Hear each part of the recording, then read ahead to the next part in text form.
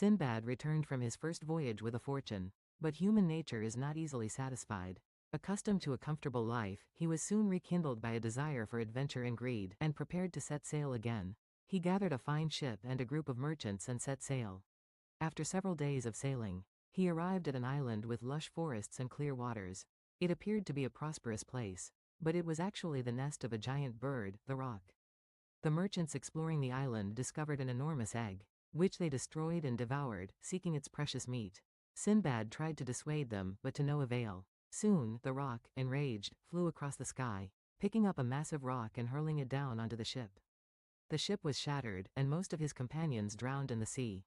Only Sinbad survived, clinging to a buoy, and drifting to another island. However, the fate of this new island was even harsher. A gigantic, one-eyed, man-eating giant lived there, preying on the survivors, one by one. Despite his fear, Sinbad displayed his ingenuity, stabbing the giant in the eye with a red-hot stake, blinding him. He and his remaining companions managed to assemble a raft and escape, but another ordeal awaited them on the sea. On the shore they fled to, a pair of man-eating giant brothers appeared again, threatening them.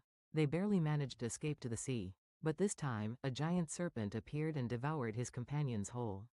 Sinbad continued his solitary struggle, sleeping with a burning torch by his side, to fend off the serpent's attacks. Ultimately, having lost all his companions, he remained the sole survivor, refusing to give up despite despair. A few days later, a passing merchant ship discovered Sinbad and rescued him. Miraculously, he returned alive, reflecting on his once boundless desire for adventure and greed. Yet, as if by fate, he sensed that the sea would call him back. Thus, Sinbad's second voyage became a record of survival, overcoming countless hardships and deaths.